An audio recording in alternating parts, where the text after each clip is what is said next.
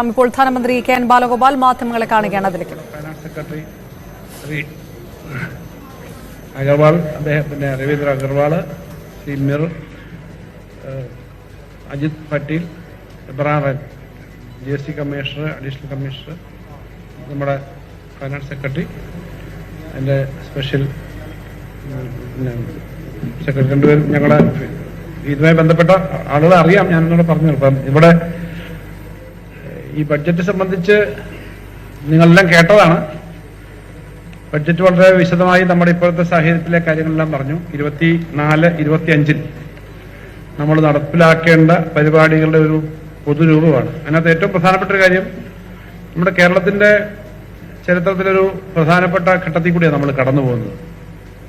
കേരളത്തിന്റെ ചരിത്രത്തിൽ മാത്രമല്ല, ഇന്ത്യയുടെ പൊതുവായ സാമ്പത്തിക സ്ഥിതി വെച്ച് നോക്കുമ്പോഴും ഭരണപരമായി കേന്ദ്ര ഗവൺമെന്റ് എടുക്കുന്ന നിലപാടുകൾ വെച്ച് നോക്കുമ്പോഴും കേരളം നിരന്തരമായി പറഞ്ഞുകൊണ്ടിരിക്കുന്ന കാര്യങ്ങൾ ഇന്ത്യയിലെ സംസ്ഥാനങ്ങളൊക്കെ ഇപ്പോൾ ഫെഡറലിസത്തിന്റെ ഇഷ്യൂ, സംസ്ഥാനങ്ങൾക്ക് കിട്ടേണ്ട അവകാശങ്ങളുടെ ഇഷ്യൂ ഒക്കെ പറയുകയാണ്. ഞാൻ അതിന്റെ കണക്കുകളിലേക്കൊന്നും പോകുന്നില്ല.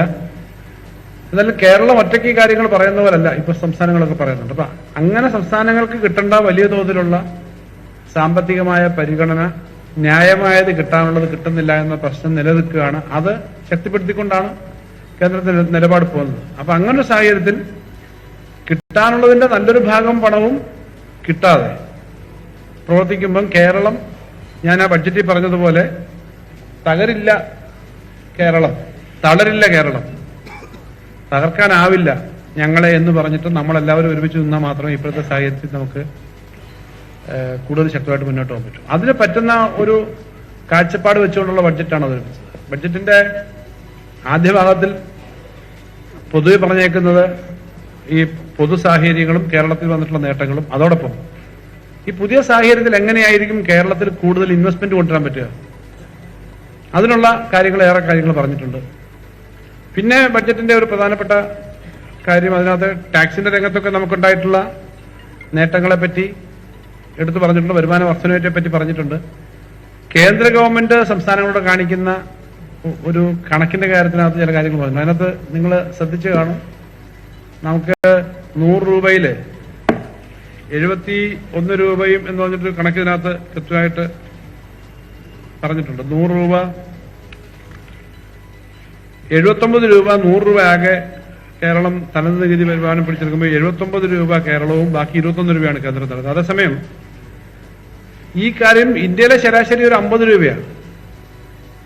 ഉത്തർപ്രദേശിന് 46 രൂപ കിട്ടുന്നുണ്ട്, ബീഹാറിന് 70 രൂപ കിട്ടുന്നുണ്ട്. ഇങ്ങനെ സ്റ്റേറ്റുകളുടെ കണക്കുണ്ട്. അപ്പൊ ഇത് ഞങ്ങളാരും വെച്ച കണക്കല്ല, റിസർവ് ബാങ്കിന്റെ കണക്കാണ്. അപ്പൊ ഇങ്ങനെ നമ്മുടെ വരുമാനം കുറയുന്നു. ഇങ്ങനെ വരുമാനം എല്ലാം കുറയുന്ന ഒരു ഘട്ടത്തിൽ എങ്ങനെയാണ് മുന്നോട്ട് പോകാൻ പറ്റുക എന്നുള്ളതാണ്. അവിടെയാണ് നമ്മുടെ വിഴിഞ്ഞം പോലുള്ള വലിയ പദ്ധതികൾ വരുന്നതിന്റെ ഭാഗമായിട്ട് 10,000-കണക്കിന് ആൾക്ക് ജോലി കിട്ടുന്ന, ലക്ഷക്കണക്കിന് കോടി രൂപ നിക്ഷേപം വരുന്ന വസ്തുതയാണ്. ഞാൻ ഇതിനകത്ത് പറഞ്ഞ അടുത്ത 3 വർഷത്തിനകം ഒരു 3 ലക്ഷം കോടി രൂപയുടെ നിക്ഷേപം വരണം എന്നുള്ള കാര്യം പറഞ്ഞു വരും എന്ന് ഞങ്ങൾ പ്രതീക്ഷിക്കുന്നു.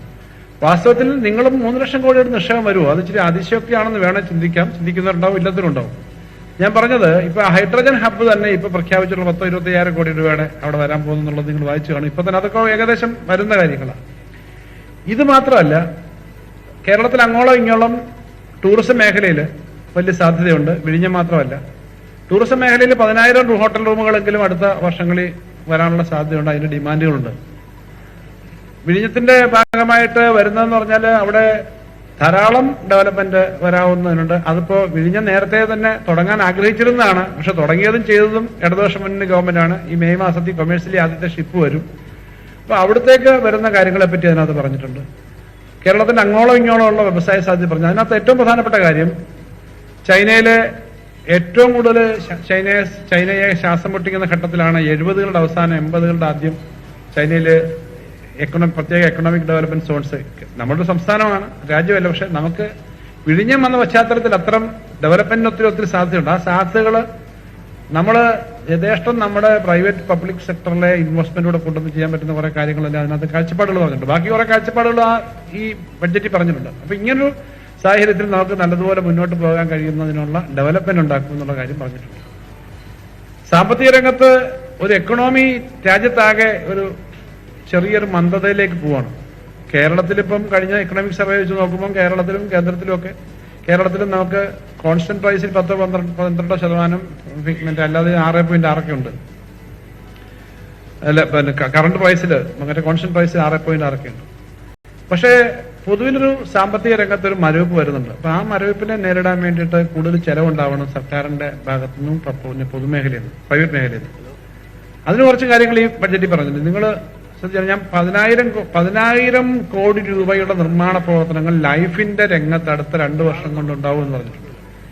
അത് കുറച്ച് ഇപ്പം സർക്കാർ വെക്കുന്ന ബഡ്ജറ്റിന്റെ പണമുണ്ട്. ഇതല്ലാതെ തന്നെ ഒരു ദീർഘകാലത്തേക്ക് ലോൺ എടുത്തിട്ട് അടയ്ക്കാൻ പറ്റുന്ന പഞ്ചായത്തും ഗവൺമെന്റും എല്ലാം കൂടെ ചേർന്നൊരു സ്കീം ആലോചിച്ചുകൊണ്ടിരിക്കുകയാണ്. നിർദ്ദേശമായിട്ട് ആലോചിച്ചിട്ടുണ്ട്. 10,000 കോടിയുടെ നിർമ്മാണം 2 വർഷം കൊണ്ട് വരുമെന്ന് പറഞ്ഞാൽ എക്കോണമി നല്ലൊരു ബൂസ്റ്റ് വരും. നിർമ്മാണ പ്രവർത്തനങ്ങളിൽ 1000 കോടി രൂപയുടെ ഗ്രാമീണ റോഡുകൾ ഉൾപ്പെടെയുള്ള കാര്യങ്ങൾക്ക് വേണ്ടിയിട്ട് പണം വെക്കുമെന്ന് പറഞ്ഞിട്ടുണ്ട്. കാരണം ഒരു എക്കണോമിയിലെ ഈ കൂടുതൽ തൊഴിൽ വരാനും എല്ലാ മേഖലയിലും നിർമ്മാണ പ്രവർത്തനങ്ങൾ എല്ലാ മേഖലയിലും ബാധിക്കുന്നതാണ്. അതുപോലെ തന്നെ എക്കണോമിക്കകത്ത് സജീവത വരാൻ വേണ്ടിയിട്ട് നവകേരള സദസ്സുമായി ബന്ധപ്പെട്ട ഒന്ന് പ്രപ്പോസൽസിൽ 1000 കോടി രൂപയുടെ കാര്യം പറഞ്ഞു. ഇതുകൂടാതെ 1500 കോടി സാധാരണ പറയുന്നല്ല, 1600 കോടി രൂപയുടെ വേറെ പണം മാറ്റി വെച്ചിട്ടുണ്ട് നിർമ്മാണ പ്രവർത്തനങ്ങൾ മണ്ഡലങ്ങളുമായിട്ടൊക്കെ ബന്ധപ്പെട്ട് വരുന്നത്. അപ്പോൾ ഒരു 10,3500 കോടി രൂപയുടെ നിർമ്മാണ പ്രവർത്തനങ്ങൾ വരും. 5000 കോടി രൂപയെങ്കിലും വിഴിഞ്ഞുമായി ബന്ധപ്പെട്ടിട്ടുള്ള കാപെക്സ്, ഇപ്പൊ കേന്ദ്ര ഗവൺമെന്റിൽ നിന്ന് കിട്ടേണ്ട കാപെക്സ് നമുക്ക് കിട്ടാവുന്നതാണ്. ആ കാപെക്സ് നമ്മൾ യൂട്ടിലൈസ് ചെയ്യാൻ വേണ്ടിയിട്ട് ഉള്ള പരിപാടി ഇടുന്നുണ്ട്. ഇതുപോലെ ടൂറിസം മേഖലയിൽ ഞാൻ പറഞ്ഞു 10,000 ഹോട്ടൽ മുറികൾ, ടൂറിസം മേഖലയിൽ തന്നെ വിവിധ കേന്ദ്രങ്ങൾ, നമ്മുടെ ഈ പല ഇന്റർനാഷണൽ ടൂറിസ്റ്റ് സ്ഥലത്ത് ചെന്ന് കഴിഞ്ഞാൽ 10,000 പേർക്ക് ഇരിക്കാവുന്ന ചെയറുകളും സൗകര്യങ്ങളും പൊതു സ്പേസ് ഒക്കെ ഉണ്ടാവും. അവിടെ അത്യാവശ്യം ടോയ്ലറ്റുകള്, റെസ്റ്റോറന്റുകൾ. ഇപ്പൊ നമ്മള് കോളത്ത് കാണാൻ പോകുന്നു, അവിടെ മഴ വരുമ്പോൾ ഓടിച്ചാടി അങ്ങോട്ട് ഓടി അല്ലാതെ ഇരുന്ന് രാവിലെ തൊട്ട് വൈകിട്ട് വരെ ഇരിക്കാവുന്ന ഒരു സ്ഥലമുണ്ടോ നമ്മുടെ ഏതെങ്കിലും ടൂറിസ്റ്റ് സെന്ററിൽ? ഇത് ശ്രദ്ധിച്ചോളൂ. നമ്മൾ പോവുകയാണെങ്കിൽ ഒന്നിൽ അവിടെ ഒരു ഹോട്ടലിൽ പോകണം, റെസ്റ്റോറന്റിൽ പോകണം.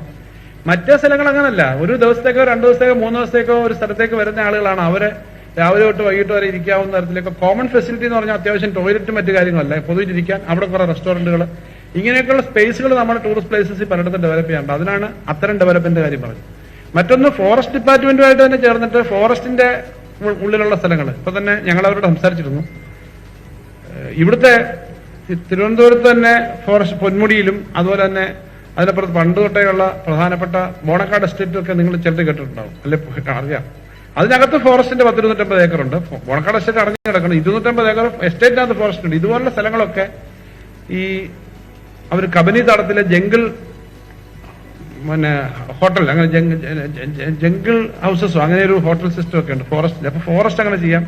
പല സ്ഥലത്തും കേബിൾ കാറും മറ്റും ഇടാനുള്ള സൗകര്യം ഉണ്ട്. അപ്പൊ കേബിൾ കാർ ഇടാനായിട്ടുള്ള സൗകര്യം ഫോറസ്റ്റിന്റെ അല്ലാതെ ഗവൺമെന്റ് സ്ഥലത്തും കിട്ടിക്കഴിഞ്ഞാൽ പ്രൈവറ്റ് എന്റിറ്റീസ് ഒന്നും ചെയ്യാൻ തയ്യാറാവും നമ്മുടെ ആളുകൾ. ഇതിനൊക്കെ പറ്റുന്ന തരത്തിലേക്ക് ആ മേഖല ചെയ്യുമെന്നാണ് പറഞ്ഞത്. അവിടെ 5000 കോടി രൂപയുടെ നിക്ഷേപം വരത്തക്ക വിധത്തിൽ അതിന് ഇൻട്രസ്റ്റ് സബ്വെൻഷൻ കൊടുക്കുമെന്നാണ് ഇത് പറഞ്ഞിട്ടുള്ളത്. ഇൻട്രസ്റ്റ് സബ്വെൻഷൻ എന്ന് പറഞ്ഞാൽ 5000 കോടി രൂപയ്ക്ക് ഒരു 2 എടുക്കുന്ന ആളുകൾക്കാണെങ്കിൽ 2% പലിശ ഇളവൊക്കെ നമ്മൾ കൊടുക്കുന്ന തരത്തിലേക്കാണെങ്കിൽ കൂടുതൽ ആളുകൾ എടുക്കും. നേരത്തെ തന്നെ കുറെ തൊഴിൽ വന്ന മന്ദിവിരുദ്ധ പാക്കേജ് എന്നൊക്കെ പറഞ്ഞ് നേരത്തെ നമ്മൾ ചെയ്ത കുറെ കാര്യങ്ങളുണ്ട്. ഇങ്ങനെ ഇൻഫ്രാസ്ട്രക്ചറിന്റെ കാര്യത്തിലും ടൂറിസം പോലുള്ള മേഖലകളിലൊക്കെ കുറെ പണം ചെലവഴിക്കപ്പെടാനുള്ള സാധ്യതകൾ അതിൽ നോക്കിയിട്ടുണ്ട്. ഇതുപോലെ തന്നെ എഡ്യൂക്കേഷൻ, ഹെൽത്ത്, ഈ മേഖലയിലും കുറെ കാര്യങ്ങൾ അതിൽ പറഞ്ഞു. എഡ്യൂക്കേഷന് 13 ലക്ഷം ആളുകൾ ഒരു വർഷം കേരളത്തിൽ നിന്ന് ഇന്ത്യയിൽ നിന്ന് പുറത്തേക്ക് പോകുന്നുണ്ട്. ഇന്ത്യയിൽ നിന്ന് പുറത്തേക്ക് 13 ലക്ഷം പോകുന്നുണ്ട്. കേരളത്തിൽ നിന്ന് 4% അതിന്റെ ഉള്ളത്, അല്ലാതെ ഇവിടുന്ന് മാത്രമല്ല. പക്ഷെ അതിനകത്ത് നിങ്ങൾ നോക്കുമ്പോൾ ഒരു കാര്യം കണക്ക് കൂട്ടിയാൽ അറിയാം, 10,000 പേര് പോകുന്നുണ്ടെങ്കിൽ 3000 കോടി രൂപ കേരളത്തിൽ നിന്ന് പുറത്തേക്ക് പോകും ഒരു വർഷം. പിന്നെ ഫീസും മറ്റും മാത്രമായിട്ട്. അങ്ങനെ ഒരു 10,000-20,000 പേര് പോയി കഴിഞ്ഞാൽ ഒരു വർഷം കേരളത്തിൽ സ്പെൻഡ് ചെയ്യും. ഇന്ത്യയിൽ എല്ലായിടത്തും ഉണ്ട് പോകുന്ന പണം പുറത്തേക്ക് പോകുന്നത്. അപ്പൊ ഇങ്ങനെയുള്ള കുട്ടികൾ പോകുമ്പോൾ നമുക്ക് ഇവിടുത്തെ എഡ്യൂക്കേഷനെ കുറച്ചുകൂടി ബെറ്റർ ആക്കാൻ വേണ്ടി അതിനകത്ത് മറ്റ് സ്റ്റേറ്റിൽ നിന്നുള്ള കുട്ടികൾക്ക് വന്ന് പഠിക്കാൻ ഉൾപ്പെടെയുള്ള സംവിധാനങ്ങളിൽ നിയമത്തിൽ മാറ്റം വരുത്തുമെന്ന് പറഞ്ഞിട്ടുണ്ട്. ഇതൊക്കെ സാധാരണക്കാളും കൂടുതൽ പല പോളിസി പരമായ കാര്യങ്ങളിൽ മാറ്റം വരുത്തിയിട്ടാണ്. അപ്പൊ അങ്ങനത്തെ എഡ്യൂക്കേഷന്റെ കാര്യത്തിനകത്ത് കുറെ കാര്യങ്ങൾ കൊണ്ടുവരും. അതേപോലെ കുറെ കാര്യങ്ങൾ അതിനകത്ത് എഡ്യൂക്കേഷന്റെ മാത്രമല്ല, ഹെൽത്തിന്റെ കാര്യത്തിൽ മെഡിക്കൽ കോളേജുകളോട് ചേർന്ന് തന്നെ പോലും പുറത്തുനിന്ന് വരുന്നവർക്ക് ചികിത്സിക്കാനുള്ള സംവിധാനങ്ങൾ ഉണ്ടാക്കാൻ പറ്റുന്ന സാധ്യതകളെ പറ്റി ആലോചിക്കും. തുടങ്ങിയ കാര്യങ്ങളെല്ലാം അതിൽ പറഞ്ഞിട്ടുണ്ട്. അപ്പൊ അങ്ങനെ കേരളത്തിനെ ഇപ്പോഴത്തെ ഒരു സാഹചര്യത്തിൽ കേരളത്തിനെ ശ്വാസം മുട്ടിച്ച് പുറകോട്ട് പോകാനല്ല, കേരളം വളരെ മുന്നോട്ട് പോകാൻ പറ്റുന്ന തരത്തിലേക്കുള്ള കാര്യങ്ങൾ ചെയ്യാനാണ് ആഗ്രഹിക്കുന്നത്, എല്ലാവരുടെയും സപ്പോർട്ടോടുകൂടി. ആ തരത്തിലൊരു വലിയ ഫോക്കസ് ഇതിന്റെ ആദ്യം വെച്ചിട്ടുണ്ട്. പിന്നീട് അവിടുന്ന് വന്നിട്ട് ഓരോ കാര്യങ്ങളിലും ഏറ്റെടുത്തിട്ടുള്ള കാര്യങ്ങളെ പറ്റി ഞാൻ അടുത്ത് പറയേണ്ട കാര്യമില്ല, നിങ്ങളെല്ലാം കേട്ടതാണ്. അപ്പോൾ കേരളത്തിന്റെ ചരിത്രത്തിൽ ഒരു പ്രധാനപ്പെട്ട സമയമാണ് ഞാൻ പറഞ്ഞത്. നമുക്ക് ഇപ്പോൾ വളരെ പ്രധാനപ്പെട്ട ഒരു തരത്തിലേക്ക് ഈ കാര്യങ്ങളാകെ ചെയ്യാൻ പറ്റണം. അടിസ്ഥാന സൗകര്യ വികസനത്തിന്റെ കാര്യത്തിൽ നമ്മൾ ഒത്തിരി കാര്യങ്ങൾ ചെയ്തുകൊണ്ടിരിക്കുകയാണ്. ബാക്കി കാര്യങ്ങൾ കൂടി വരാൻ പറ്റുന്ന തരത്തിലേക്ക് കുറെ ഏറെ ഫോക്കസ് ഉള്ള കാര്യങ്ങൾ നമ്മൾ ബഡ്ജറ്റിൽ പറഞ്ഞിട്ടുണ്ട്. ഹയർ എഡ്യൂക്കേഷന്റെ റിസർച്ചിന്റെ ഒക്കെ സെന്ററിൽ ജോലിയുടെ കാര്യത്തിൽ IT കാര്യത്തിനകത്തൊക്കെ അതിനകത്ത് പറഞ്ഞിട്ടുണ്ട്. നാട്ടിൻപുറത്ത് ഒരു 10-20 സ്ഥലത്തെങ്കിലും 100, 150, 200 ആളൊക്കെ ഉള്ള ജോലി ചെയ്യുന്ന ആളുകൾ അമേരിക്കയിലൊക്കെ പോയിട്ട് തിരിച്ചു വന്ന് സ്റ്റാർട്ട് ചെയ്ത ഫലങ്ങളുണ്ട്. അതിന് സുൽത്താൻ ബത്തേരിയും ചാലക്കുടിയൊക്കെ അത് എടുത്ത് പറഞ്ഞു. അപ്പൊ ഇങ്ങനെയുള്ള കാര്യങ്ങളെ സപ്പോർട്ട് ചെയ്യാനുള്ള സൗകര്യങ്ങൾ ഈ ബഡ്ജറ്റിൽ വെച്ചിട്ടുണ്ട്. പിന്നെ സാധാരണയുള്ള സ്കീമുകൾ വെച്ചിട്ടുണ്ട്. ഇത് കേരളത്തെ സംബന്ധിച്ച് വലിയൊരു മാറ്റം ഉണ്ടാക്കാൻ പറ്റുന്നതാണ്. ഇതോടൊപ്പം റബ്ബറിന്റെ കാർഷിക മേഖലയിലെ ഓരോ കാര്യത്തിന് പറയുമ്പോൾ റബ്ബറിന്റെ ആണ് ഒരു കാര്യം പിന്നെ ഏറെ ചർച്ച ചെയ്യുന്നതാണ്. അതിനകത്ത് 250 രൂപ കേന്ദ്ര ഗവൺമെന്റ് തരാൻ വേണ്ടി സഹായിക്കും. 250 രൂപ ആക്കാൻ കേന്ദ്രത്തിന് സഹായം വേണം. കേന്ദ്രം ഒന്നും ചെയ്യുന്നില്ല. കോമ്പറ്റീഷൻ കമ്മീഷൻ ഓഫ് ഇന്ത്യ തന്നെ റബ്ബർ ടയർ കമ്പനിക്കാർ നടത്തിയിട്ടുള്ള വലിയ ഒരു ചൂഷണത്തെ പറ്റി പറഞ്ഞിട്ടുണ്ട്. പക്ഷെ കേന്ദ്ര ഗവൺമെന്റ് ഇടപെടുന്നില്ല. അവിടെയാണ് ഇത്തരൊരു സാഹചര്യത്തിൽ ദൈനംദിന കാര്യങ്ങൾക്ക് പോലും പണം അനുവദിക്കാത്തൊരു സാഹചര്യത്തിൽ നമ്മളിപ്പോൾ റബ്ബറിന്റെ താങ്ങുവില വർദ്ധിപ്പിച്ചിട്ടുണ്ട്. ചെറിയ തോതിലാണ്, പക്ഷെ അത് വർദ്ധിപ്പിച്ചു. ഇത്ര കാലത്തിന് ശേഷം വർദ്ധിപ്പിച്ച് 2 വർഷം കഴിഞ്ഞു, 2.5 വർഷം കഴിഞ്ഞു റബ്ബറിന്റെ താങ്ങുവില വർദ്ധിപ്പിച്ചു. മാർക്കറ്റിൽ ഇപ്പൊ കിട്ടുന്ന വിലയെക്കാളും അവർക്ക് 10-15 രൂപ അധികം കിട്ടത്തക്ക വിധത്തിലുള്ളൊരു വിലയാണ് അതിനകത്ത് വന്നിട്ടുള്ളത്. പിന്നെ ജീവനക്കാരുടെ DAയുടെ പ്രശ്നം നിരന്തരമായി പറഞ്ഞുകൊണ്ടിരുന്നൊരു പ്രശ്നമാണ്. DA ശരിയാണ്, ശമ്പള പരിഷ്കരണം മറ്റു പല സ്ഥലത്തും നടത്തുന്നതിന് മുമ്പ് നമ്മൾ നടത്തി. പക്ഷെ കുറച്ചു കാലമായിട്ട് DA കൊടുത്തിട്ടില്ല. DA കുറച്ചു കാലം കൊടുക്കാതിരുന്നിട്ട് വീണ്ടും ഒരുമിച്ച് കൊടുക്കുന്ന സ്ഥിതിയൊക്കെ പണ്ടും കേരളത്തിലുണ്ട്. അപ്പൊ അത് ഞങ്ങൾ സർക്കാർ ജീവനക്കാരുടെ കാര്യത്തിലൊക്കെ താല്പര്യപൂർവ്വം തന്നെ നിൽക്കുന്നവരാണ്. ഞങ്ങളിതൊന്നും വേണ്ട, സർക്കാർ ജീവനക്കാരും വേണ്ട, ഇത്രയും സർവീസ് ഒരാൾ വേണ്ടെന്ന് പറയുന്നവരല്ല എന്നുള്ള DAയുടെ കാര്യം പ്രഖ്യാപിച്ചു. വളരെ സീരിയസ് ആയ ഒരു ഇഷ്യൂ ആയിരുന്നു പങ്കാളിത്ത പെൻഷനേ ഇല്ല എന്നുള്ളതാണ്. പങ്കാളിത്ത പെൻഷൻ എന്ന് പറഞ്ഞാൽ നമ്മൾ കൊടുക്കുന്ന ഈ തുക കൊണ്ടുണ്ടാക്കുന്ന പെൻഷന് യാതൊരു ഇൻകം ഗ്യാരണ്ടി ഇല്ല. ഇപ്പൊ PF-ലൊക്കെ ഉള്ളവരുടെ കാര്യം നിങ്ങൾക്കറിയാം, വളരെ തുച്ഛമായിട്ട് നിങ്ങൾക്ക് തന്നെ പല പത്രപ്രവർത്തന സ്ഥാപനങ്ങളിൽ പണ്ടുണ്ടായിരുന്ന പെൻഷൻ പലപ്പോഴും ഒരു സ്ഥിരതയില്ല പെൻഷന്. അതുകൊണ്ട് ഒരു അഷ്വേർഡ് പെൻഷൻ സ്കീമിലേക്ക് വരണം. അതിനുള്ള സാങ്കേതിക കാര്യങ്ങളുണ്ട്. ഇപ്പൊ തന്നെ ഒരു പെൻഷൻ സ്കീമിന് ഗവൺമെന്റ് ഓഫ് ഇന്ത്യ കളക്ട് ചെയ്ത ഫണ്ടുണ്ട്. അതിന്റെ കാര്യങ്ങൾ അതിൽ പറഞ്ഞിട്ടുണ്ട്. അപ്പൊ അത് നമുക്ക് തിരിച്ച് കളക്ട് ചെയ്ത് കിട്ടണം. പുതിയൊരു സ്കീം മറ്റു പല സംസ്ഥാനങ്ങളും പൂർണ്ണമായും വിജയകരമായിട്ടില്ലെങ്കിൽ പലതും ചർച്ച ചെയ്യുന്നുണ്ട്. അപ്പൊ അതിനനുസരിച്ച് നമ്മുടെ ഇന്റൻഷൻ സർക്കാർ ജീവനക്കാർക്ക് ഒരു അനിശ്ചിതത്വമല്ല, അവർക്കൊരു അഷ്വേർഡ് ആയിട്ടുള്ള ഒരു പെൻഷൻ കിട്ടുന്ന തരത്തേക്ക് ഒരു സ്കീം വേണം എന്ന നിലയിലുള്ള കാഴ്ചപ്പാട് അതിന്റെ ഭാഗമായിട്ട് പറഞ്ഞിട്ടുണ്ട്. അപ്പൊ ഇങ്ങനെ കുറച്ച് കാര്യങ്ങൾ ആളുകൾക്ക് സഹായകരമായ കാര്യം പറഞ്ഞിട്ടുണ്ട്. എന്നാൽ വലിയ തോതിൽ നമ്മളെ വല്ലാതെ ബുദ്ധിമുട്ടിക്കുന്നു. ഇപ്പോഴും ഞങ്ങൾ ഓരോ ദിവസവും ഈ കാര്യങ്ങൾ പറയുന്നതും ഒരു ആവർത്തനമാകുമെന്നുള്ളതുകൊണ്ടാണ് ഞാൻ പറയാത്തത്. ഇപ്പൊ തന്നെ നമ്മൾ ബോറോയിങ് എടുത്തു, ആ പണം തിരിച്ചടച്ചു. അപ്പം ആ തിരിച്ചടച്ച പണത്തിന് തുല്യമായിട്ട് വീണ്ടും എടുക്കാം. ഇതാണ് റീപ്ലേസ്മെന്റ് ബോറോയിങ് എന്ന് പറയുന്നത്. നമുക്ക് റീപ്ലേസ്മെന്റ് ബോറോയിങ് കിട്ടേണ്ടതാണ്. ഇപ്പൊ കഴിഞ്ഞ ആഴ്ച കിട്ടേണ്ടതാണ്, അതുപോലും തരുന്നില്ല. ഇങ്ങനെ ധാരാളം പ്രശ്നങ്ങൾ നമ്മൾ നേരിടുന്നുണ്ട്. അപ്പൊ അത്തരം പ്രശ്നങ്ങളുള്ളത് കൊണ്ട് തന്നെ വലിയ തോതിൽ സംസ്ഥാനത്തെ ബുദ്ധിമുട്ടാക്കിക്കൊണ്ടിരിക്കുന്ന സമയമാണ്. അതുകൊണ്ട് ഞാൻ അതിനകത്ത് പറഞ്ഞിട്ടുണ്ട്, ഈ സാമൂഹ്യക്ഷേമ പെൻഷൻ 62 ലക്ഷം പേർക്ക് കൊടുക്കുന്നതാണ്. അവർക്ക് പെൻഷൻ കൊടുക്കുന്നതിന് സമയബന്ധമായിട്ട് ഓരോ മാസം കൊടുക്കാൻ പറ്റാത്തൊരു പ്രശ്നമുണ്ടെന്നുള്ളത് നിങ്ങൾക്കറിയാവുന്നതാണ്. അപ്പൊ അത് കൊടുക്കാൻ വേണ്ടിയിട്ടുള്ള ശ്രമം വളരെ സജീവമായിട്ട് നടത്തും. അടുത്ത വർഷം വരുമ്പോഴേക്ക് കൃത്യമായ ഒരു ഫോർമുലേഷനോട് ഉണ്ടാക്കി അത് കൃത്യമായിട്ട് മാസം തോറും കൊടുക്കുന്നതിന്റെ കാര്യമാണ് ആലോചിക്കുന്നതെന്ന് അത് പറഞ്ഞിട്ടുണ്ട്. അപ്പൊ ഇതിനൊപ്പം നിയമപരമായ കാര്യങ്ങൾ നടത്തുന്ന കാര്യം പറഞ്ഞു. അപ്പൊ ഇങ്ങനെ പൊതുവിൽ ഈ ബഡ്ജറ്റിനകത്ത് ഓരോ മേഖല എടുത്താലും നമ്മൾ ചെയ്യാൻ ഉദ്ദേശിക്കുന്ന കാര്യങ്ങൾ, ഡെവലപ്മെന്റിന്റെ കാര്യം, സർക്കാർ ജീവനക്കാരുടെ കാര്യത്തിൽ എടുക്കുന്ന കാര്യം, പൊതുസമൂഹത്തിന്റെ കാര്യത്തിൽ എടുക്കുന്ന കാര്യം, പിന്നെ ക്ഷേമ പെൻഷന്റെ അടക്കം കാര്യങ്ങൾ എടുക്കുന്ന സമയമൊക്കെ ഇതിൽ പറഞ്ഞിട്ടുണ്ട്. റവന്യൂ വരുമാനം അല്പം വർദ്ധിപ്പിക്കാനുള്ള ശ്രമം നടത്തിയിട്ടുണ്ട്. വലിയ തോതിൽ ഫീസ് വർദ്ധിപ്പിക്കാൻ പറ്റത്തില്ല. നിങ്ങളോട് തന്നെ ഓപ്പണായിട്ട് നിങ്ങളുമായിട്ട് കഴിഞ്ഞ ദിവസങ്ങളിലെ ഡിസ്കഷൻ കാണുമ്പോൾ ഞാൻ പറഞ്ഞിരുന്നു, നമുക്ക് ഒരു ലെവലിനപ്പുറം ഒന്നും വർദ്ധിപ്പിക്കാൻ പറ്റത്തില്ല. കാരണം അങ്ങനെ നമ്മുടെ സംസ്ഥാനത്ത് ടാക്സ് മാത്രം വർദ്ധിപ്പിച്ചുകൊണ്ട് പോകാൻ പറ്റത്തില്ലല്ലോ. അതുകൊണ്ട് വർഷങ്ങളായിട്ട് കളക്ട് ചെയ്തായിരുന്നു. 63-ല് തീരുമാനിച്ച ഒരു ടാക്സ് ഇപ്പം പുതുക്കിയെന്ന് പറഞ്ഞാൽ ചെറിയ പണമാണെങ്കിലും 63-ല് 1963-ല് അങ്ങനെയൊക്കെയുള്ള ചില ടാക്സുകൾ ഇനിയുണ്ട്. അതുപോലെ എല്ലാ ഡിപ്പാർട്ട്മെന്റിലും ചെറിയ ചിലപ്പോൾ 1-2 കോടി രൂപയൊക്കെ ആയിരിക്കും സംസ്ഥാനത്ത് ആകെ ഒരു ഇതിന്റെ ഭാഗമായിട്ട്. പക്ഷെ അത്തരം കാര്യങ്ങളിലൊക്കെ ചെറിയ കാര്യങ്ങളുള്ളതേ ഉള്ളൂ. അത് കളക്ട് ചെയ്തിട്ടുണ്ട്. പിന്നെ ഈ രജിസ്ട്രേഷനുമായി ബന്ധപ്പെട്ടിട്ട് ഭൂമി ഇടപാടിന്റെ കാര്യത്തിലൊക്കെ ഈ ബാങ്കുകളും ആവശ്യപ്പെടുന്ന, കക്ഷികളും ആവശ്യപ്പെടുന്നതാണ്. നമ്മുടെ ഭൂമി പണയം വെച്ചിട്ട് എടുക്കുമ്പോൾ അതിനൊരു രേഖയും കണക്കൊന്നും പലപ്പോഴും ഇല്ല. ഇത് പൊക്കുവരവ് ചെയ്യുന്നതല്ലാതെ തന്നെ ഇതിനകത്ത് എൻകംബറൻസ് പോലെയൊക്കെയുള്ള കാര്യങ്ങളുണ്ട്. വേറെ ആരെങ്കിലും ഉപയോഗിച്ചിട്ടുണ്ട്. ഇത്തരം കാര്യങ്ങളൊക്കെ വരാൻ വേണ്ടിയിട്ടുള്ള കാര്യങ്ങൾക്കുള്ള സാങ്കേതിക കാര്യങ്ങളോ വലിയ തുകയുടെ കാര്യങ്ങളോ അത് അതില്ല. മണൽ വാരുന്നത് ഇപ്പൊ പിന്നെ നമ്മളെല്ലാവരും അംഗീകരിക്കുന്ന മണൽ വാരാനുള്ള കാര്യം ഇപ്പം ഇതിന്റെ സാങ്കേതിക കാര്യങ്ങളൊക്കെ റവന്യൂ വകുപ്പിന് കിട്ടിയിട്ടുണ്ട്. മണൽ വാരുന്നതിൽ നിന്ന് കിട്ടുന്ന വരുമാനം, പഴയ ഈ പറഞ്ഞ വണ്ടി തകർന്നത്, ഓഫീസിലെ പഴയ സാധനങ്ങളൊക്കെ കൊടുത്തിട്ട് എല്ലാ പണവും കൃത്യമായി കിട്ടാൻ വേണ്ടിയിട്ടുള്ള കാര്യങ്ങൾ സ്ക്രാപ്പിംഗ് പോളിസി അനുസരിച്ച് ചെയ്യുക. രജിസ്ട്രേഷനിലും മറ്റൊക്കെ ചെറിയ പൈസ, ഗാലനേജ് ഫീസ്, അങ്ങനെ ചെറിയ കാര്യങ്ങളാണെങ്കിലും 10,000 കോടി രൂപയുടെ ഒരു വരുമാനമാണ് പരമാവധി നമ്മൾ ഉണ്ടാക്കാനായിട്ട് ശ്രമിച്ചിട്ടുള്ളത്. അപ്പം ചെയ്യാനുള്ള അത്തരം കാര്യങ്ങൾ ചെയ്യുന്നുണ്ട്. നമുക്ക് വിഹിതം കിട്ടാത്തതിന്റെ പ്രശ്നമുള്ളതിന്റെ ബുദ്ധിമുട്ടിനിടയ്ക്ക് കൂടെ മറികടന്ന് പോകാൻ പറ്റും എന്ന നിലയിൽ ഒരു ബഡ്ജറ്റാണ് അവതരിപ്പിച്ചിരിക്കുന്നത്. ഇപ്പോൾ ഒരു സാഹചര്യത്തിൽ ചെയ്യാൻ പറ്റുന്ന പരമാവധി ശ്രമങ്ങൾ നടത്തിയിട്ടൊരു ബഡ്ജറ്റാണ് അവതരിപ്പിച്ചിരിക്കുന്നത്. എന്തായാലും ഒരു കാര്യം ഞാൻ ഉറപ്പ് പറയാം, കേരളത്തിനകത്ത് വലിയ തോതിൽ ഒരു കുതിച്ചാട്ടത്തിനുള്ള പ്ലാറ്റ്ഫോം തന്നെയാണ് ഇട്ടേക്കുന്നത്. അത് ഞാൻ ഒരു പത്രസമ്മേളനത്തിലൊരു ബഡ്ജറ്റ് കഴിഞ്ഞിട്ട് ഒരു ആലങ്കാരികമായി പറയുന്നതല്ല. ശരിക്കും കേരളത്തിന് ഒരു നല്ല ജമ്പ് ഉണ്ടാക്കാൻ പറ്റുന്ന തരത്തിലേക്കുള്ള കാര്യങ്ങൾ വരും. അത് ഇന്നിപ്പോ ഞാൻ അടുത്ത ആഴ്ച ഒന്നും കൊടുക്കുമെന്ന് പറഞ്ഞില്ലല്ലോ. പക്ഷെ അടുത്ത വർഷത്തെ പറ്റി ഞാൻ അല്പം കൂടി കോൺഫിഡൻസോടുകൂടി തന്നെയാണ് പറയുന്നത്, ഈ കാര്യങ്ങളെല്ലാം വർക്കൗട്ട് ചെയ്ത് വന്നാൽ. അപ്പൊ ആ തരത്തിൽ കേന്ദ്ര ഗവൺമെന്റിന്റെ അടുത്ത് നിന്ന് കിട്ടാനുള്ളത് വരാനുമുണ്ട്. അപ്പൊ ഇതിനനുസരിച്ചിട്ടാണ് ചെയ്തേക്കുന്നത്. നിങ്ങളുടെ ചോദ്യങ്ങൾക്കും മറുപടി പറയാം. പിന്നെ ഈ കാര്യങ്ങളെ ഡീറ്റെയിൽസ് എല്ലാം നിങ്ങളുടെ ഉള്ളതുകൊണ്ട് ഞാൻ കൂടുതൽ അതിന്റെ കണക്കുകളൊന്നും പറയേണ്ടതല്ല. ഈ ബഡ്ജറ്റ് ബ്രീഫിനകത്ത് ഒരുമാതിരി ബഡ്ജറ്റ് സംബന്ധിച്ച എല്ലാ കാര്യങ്ങളും ഉണ്ട്. പിന്നെ ഇപ്രാവശ്യം നമ്മൾ ഇത് ആദ്യമായിട്ട് എൻവയോൺമെന്റ് ബഡ്ജറ്റ് അവതരിപ്പിച്ചിട്ടുണ്ട്. ഞാൻ ബഡ്ജറ്റ് സ്പീച്ചിന്റെ ഇടയ്ക്ക് അതിനകത്ത് പറഞ്ഞില്ല. എൻവയോൺമെന്റ് ബഡ്ജറ്റ് ഇന്ത്യയില് ഫസ്റ്റ് ടൈമാണ്, ഇന്ത്യയില് ഒരു സ്റ്റേറ്റ്. കഴിഞ്ഞ ദിവസം നമ്മൾ R&D ബഡ്ജറ്റ് അവതരിപ്പിച്ചിരുന്നു. R&D ബഡ്ജറ്റ് ഇപ്പോഴും നമുക്കുണ്ട്. R&D ജെൻഡർ അതിനു മുമ്പ് നമ്മൾ തുടങ്ങിയിരുന്നു. ജെൻഡർ നമ്മൾ തുടങ്ങി പ്രാക്ടീസ് തന്നു. R&D ബഡ്ജറ്റ് നമ്മൾ കഴിഞ്ഞ പ്രാവശ്യം ആദ്യമായിട്ട് അവതരിപ്പിച്ചു. ഇപ്രാവശ്യം ക്ലൈമറ്റ്, നമ്മുടെ എൻവയോൺമെന്റുമായി ബന്ധപ്പെട്ട ബഡ്ജറ്റ് അവതരിപ്പിച്ചു. കാരണം അതൊക്കെ ഒരു സമൂഹത്തിനോടുള്ള ഒരു ഉത്തരവാദിത്വം കാണിക്കാൻ വേണ്ടി നമ്മൾ ആ മേഖലയെ പറ്റിയൊക്കെ പറയുന്നതാണ്. നല്ല വർക്ക് ചെയ്തിട്ടുണ്ട് ഇതിനകത്ത്.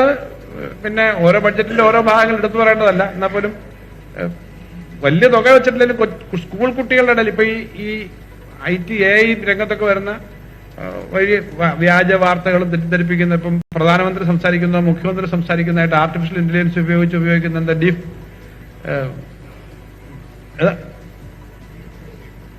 പിന്നെ പുതിയ സാങ്കേതിക വിദ്യകൾ AI-യുടെ ഉപയോഗിച്ചിട്ടുള്ള അത്തരം പ്രശ്നങ്ങൾ, അതുപോലെ തന്നെ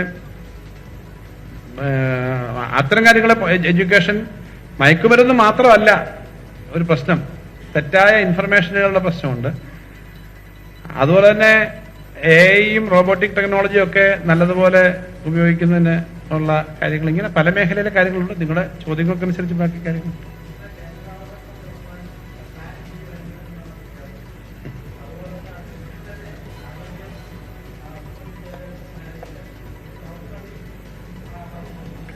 crowd funding exactly crowd funding അല്ല, എന്നാലും പബ്ലിക്കിന്റെ ഒരു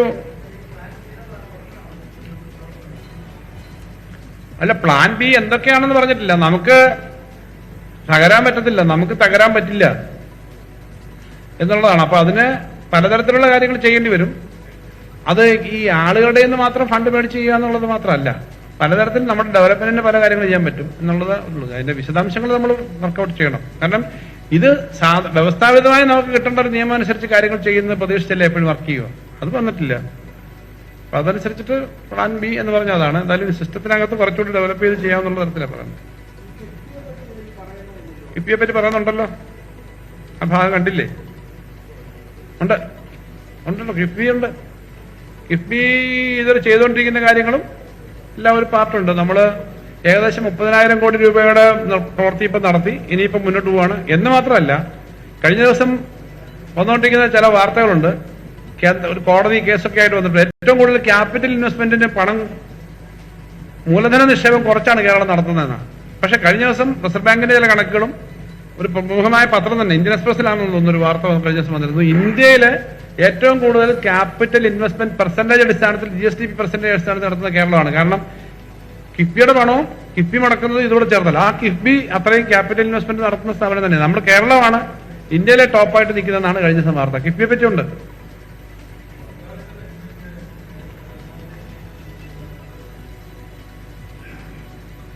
എന്തായാലും ഈ കാര്യത്തിനകത്ത് എന്നത്തേക്ക് തീരുമാനം നടപ്പിലാവുക എന്നുള്ളത് 2-3-4 ഘടകങ്ങൾ ബാധിച്ചിരിക്കും. ഒന്നിപ്പം കേന്ദ്ര ഗവൺമെന്റ് ഈ പണം മൊത്തം കേന്ദ്ര ഗവൺമെന്റിന്റെ ഇതിൽ വച്ചിട്ടുണ്ട്. മറ്റു ചില സ്റ്റേറ്റുകളും ഈ കാര്യം ചെയ്തിട്ട് ചില പ്രശ്നങ്ങൾ തീർക്കാൻ പറ്റിയിട്ടില്ല. അങ്ങനെ വരിക, ചില നിയമങ്ങളുടെ പ്രശ്നങ്ങളുണ്ട്. രണ്ടാമത് ഒരു സ്കീം, ഈ ഒരു അഷ്വേർഡ് ആയിട്ടുള്ള റിട്ടേൺ കിട്ടുന്ന ഒരു സ്കീം ഉണ്ടാവുന്നതിന് വേണ്ടിയിട്ടുള്ള കാര്യങ്ങൾ ആലോചിക്കണം. ഈ രണ്ടുകൂടെ ലിങ്ക്ഡ് ആയിട്ടാണ്. എന്തായാലും അത് വേണം എന്നുള്ളത് നേരത്തെ നമ്മൾ പരിശോധിക്കും, പഠിക്കുമെന്നാ പറഞ്ഞെങ്കിൽ ഇപ്പോ അങ്ങനെ കാര്യം അത് വ്യത്യാസമുണ്ട്. പറഞ്ഞു കഴിഞ്ഞാൽ ഈ ഗവൺമെന്റിന്റെ പ്രത്യേകത നിങ്ങൾക്ക് അറിയാം, പറഞ്ഞു കഴിഞ്ഞാൽ ചെയ്യാനുള്ള കാര്യം പറയാറുള്ളൂ. അതായത് അല്ലാതെ ചുമ്മാതെ ഒരു കയ്യടിക്ക് വേണ്ടി പറയാറില്ല.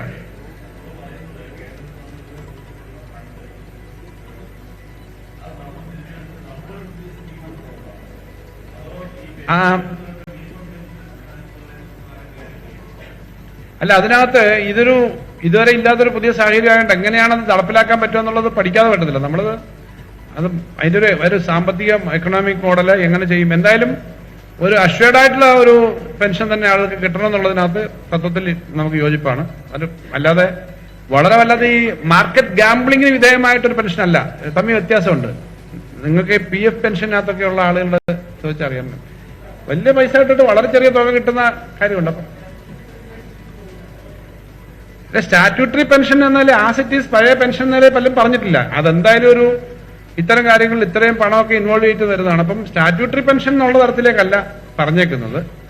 എന്നാലൊരു അഷ്വേർഡ് ആയിട്ടുള്ള പെൻഷൻ എന്ന് പറയുമ്പം അതിന്റെ രീതികൾ പഠിക്കണം. അത് പക്ഷെ പഠിച്ചിട്ട് നമുക്ക് പറയാൻ പറ്റുള്ളൂ. നമ്മുടെ ഇന്റൻഷൻ ഇതാണ്. ഇതുവരെ LDF ഗവൺമെന്റ് അന്ന് വന്നു, ഇത് പഠിച്ചു. നമ്മളത് ഇപ്പോഴാണ് ആദ്യമായിട്ട് പറയുന്നത്. ഇപ്പോഴത്തെ ഒരു സാഹചര്യം ഇന്ത്യയിലെ പല സംസ്ഥാനങ്ങളുടെയൊക്കെ അനുഭവം വെച്ചിട്ട് കാര്യം പറഞ്ഞതാണ്. കൃത്യമായി നമുക്കൊരു പോളിസി ഉണ്ട് ഇപ്പോൾ.